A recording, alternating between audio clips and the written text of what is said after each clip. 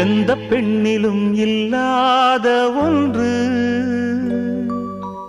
ஏதோ அது ஏதோ அடி ஏதோ உன்னிடம் இருக்கிறது. அதை அறியாமல் விடமாட்டேன், அதுவரை உன்னை தொடமாட்டேன். எந்த பெண்ணிலும் இல்லாத ஒன்று ஏதோ அது ஏதோ அடி ஏதோ உன்னிடம் இருக்கிறது.